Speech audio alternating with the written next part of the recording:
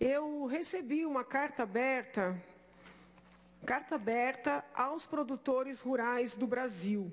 Tá? Essa carta, a princípio, é assinada pelos produtores rurais pela liberdade.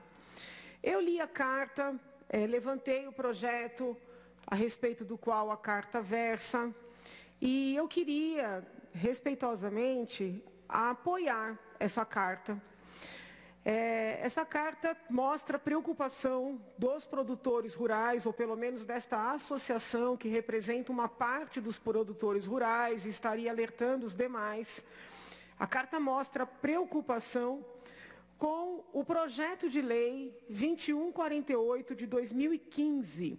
Esse projeto de lei cria no Brasil o mercado de carbono.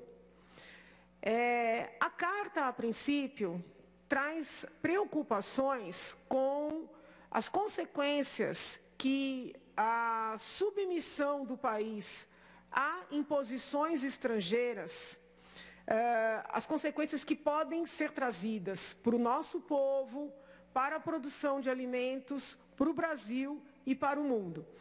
Em alguns momentos, a carta destaca que é muito comum, e é verdade, que os países assim reconhecidos como desenvolvidos criem regras de preservação ambiental, de não desmatamento, ou de recuperação ambiental, ou de adoção de comportamentos que poderiam ter algum impacto nas mudanças climáticas para os outros países, e não para eles próprios, países desenvolvidos. A carta mostra que, muitas vezes, existe um movimento, né, de suposta preocupação com desmatamento, de suposta preocupação com a poluição do ar, de suposta preocupação com as mudanças climáticas, para que os países em desenvolvimento assumam, né, compromissos e arquem com prejuízos e com obrigações que os próprios países impositores não arcam e com as quais eles não se comprometem. Então, o que eu fiz? Eu levantei o projeto, verifiquei o projeto, pedi para a assessoria também verificar. O projeto é bastante extenso, muito detalhado, e ele cria uma série de obrigações com implicações na preservação de partes do solo e, inclusive, com a criação de sanções administrativas. Eu entendo que a discussão precisa ser mais aprofundada. Eu tenho medo, junto aqui com as pessoas que se manifestaram, de que um desejo, vamos dizer assim, de atender às exigências internacionais, ou um desejo de apresentar um comportamento conforme os ditames de proteção ambiental impostos, que esse desejo faça com que esse projeto seja aprovado de uma maneira célere, talvez para dar uma mensagem ao mundo, ou talvez até para alguma implicação eleitoral, e nós não façamos uma análise mais aprofundada das consequências da aprovação desse projeto para o nosso país. Então, eu, vamos dizer assim, me uno às pessoas que fazem esse manifesto, pedindo pelo menos que haja uma maior reflexão, que se pare a tramitação desse projeto para uma análise mais aprofundada.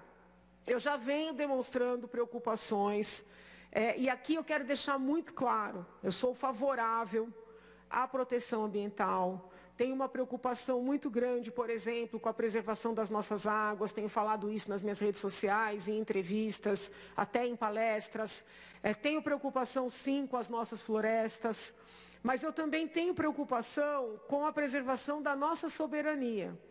E como eu estudo esse tema há muitos anos, muito antes de eu pensar em ser deputada, o que eu percebo é que muitas vezes esses discursos bonitos, vamos dizer assim, de preservação ambiental, de observância de uma série de comportamentos politicamente corretos, eles não vêm para atingir aquela finalidade propriamente.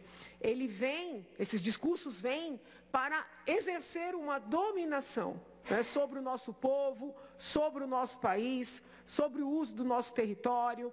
Então, eu enxergo neste projeto um movimento nesta linha.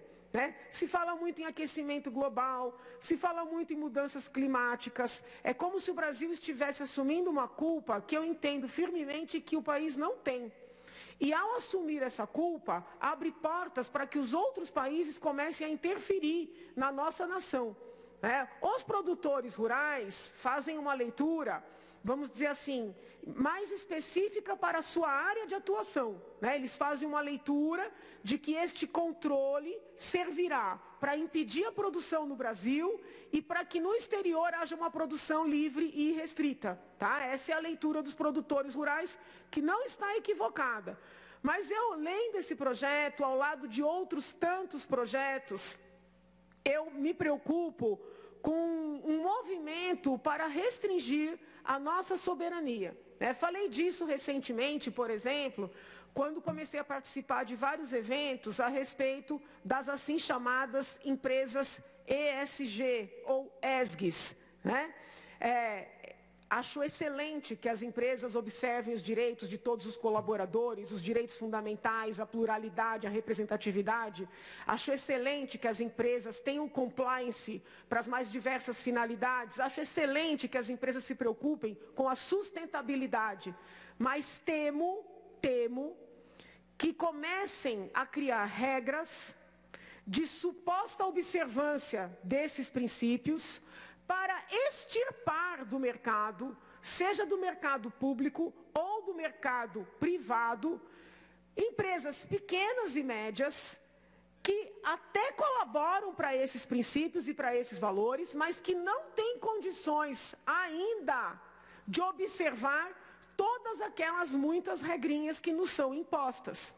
Então, eu faço coro aqui, de maneira muito respeitosa, aos senhores parlamentares federais, com os produtores rurais, nesta preocupação, e peço, pelo menos, que haja, vamos dizer assim, que haja mais comedimento na análise e no trâmite desse projeto. Peço atenção especial às normas administrativas que prevêem sanções, tá? São normas muito abertas, e essa crítica, se os senhores procurarem meus textos, seja textos acadêmicos ou textos em jornal, vão perceber, eu sempre critico sanções e normas proibitivas muito abertas, porque estas normas são aquelas que abrem as portas para corrupção, para tráfico de influência, para abusos de toda a ordem. Então, eu quero aqui deixar esse registro. Não sei se conseguiremos fazer um debate mais aprofundado sobre essa questão neste mês, que já falamos, é um mês que está complicado aqui na casa, porém, quero sim que nesta casa ocorra um debate sobre esta legislação que está em trâmite no Congresso Nacional. Muito obrigada, senhor presidente.